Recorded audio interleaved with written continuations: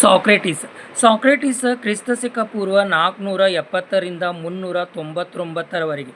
ಇವರು ಪ್ರಪಂಚದ ಪ್ರಪ್ರಥಮ ರಾಜಕೀಯ ತತ್ವಜ್ಞಾನಿ, ಅಥೆನ್ಸದ ಶ್ರೇಷ್ಠ ದಾರ್ಶನಿಕ, ಪ್ರಶ್ನಿಸುವ ಮೂಲಕ ಸತ್ಯವನ್ನು ಹುಡುಕುವ ಮಾರ್ಗವನ್ನು ಬೋಧಿಸಿದ.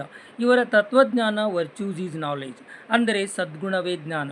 ಇವರ ಜೀವನದ ಮೌಲ್ಯಗಳು ನೈತಿಕತೆಯ ಮಹತ್ವವನ್ನು ನೀಡುತ್ತವೆ. ಸ್ವಂತ ಯಾವುದೇ ಕೃತಿಯನ್ನು ಬರೆಯದಿದ್ದರೂ ಪ್ಲೇಟೋನ ಬರವಣಿಗೆಗಳ ಮೂಲಕ ಇವರ ವಿಚಾರಗಳು ಅಮರವಾಗಿವೆ. ಸಾಕ್ರೆಟಿಸರ ತಂದೆ ಶಿಲ್ಪಿ, ತಾಯಿ ಸೂಲಗಿತ್ತಿ. ಯೌವನದಲ್ಲಿ ಸೈನಿಕರಾಗಿ ಸೇವೆ ಸಲ್ಲಿಸಿದರು. ಇವರು ಮಾರುಕಟ್ಟೆ ಹಾಗೂ ಸಾರ್ವಜನಿಕ ಸ್ಥಳಗಳಲ್ಲಿ ಜನರನ್ನು ಪ್ರಶ್ನಿಸುವ ಮೂಲಕ ಅವರ ಅಹಂಕಾರವನ್ನು ಅಲುಗಾಡಿಸಿ ಸತ್ಯದ ಅರಿವು ಮೂಡಿಸುತ್ತಿದ್ದರು. ಇವರನ್ನು ಪ್ರಶ್ನಿಸುವ ಜೀವಿ ಎಂದು ಕರೆಯಲಾಗುತ್ತಿತ್ತು. ಪರೀಕ್ಷಿಸದ ಜೀವನ ಬದುಕಲು ಯೋಗ್ಯವಲ್ಲ. The unexamined life is not worth living ಎಂಬುದು ಇವರ ಪ್ರಸಿದ್ಧ ನುಡಿ. ಅಥೆನ್ಸದ ಯುವಕರನ್ನು ದಾರಿ ತಪ್ಪಿಸುತ್ತಿದ್ದಾರೆ ಮತ್ತು ದೇವರನ್ನು ನಂಬುವುದಿಲ್ಲ ಎಂಬ ಸುಳ್ಳು ಆರೋಪದ ಮೇಲೆ 70ನೇ ವಯಸ್ಸಿನಲ್ಲಿ ಇವರಿಗೆ ಏಮ್ಲಾಕ್ ಎಂಬ ವಿಷ ಸೇವಿಸಿ ಹತ್ಯೆ ಮಾಡಲಾಯಿತು.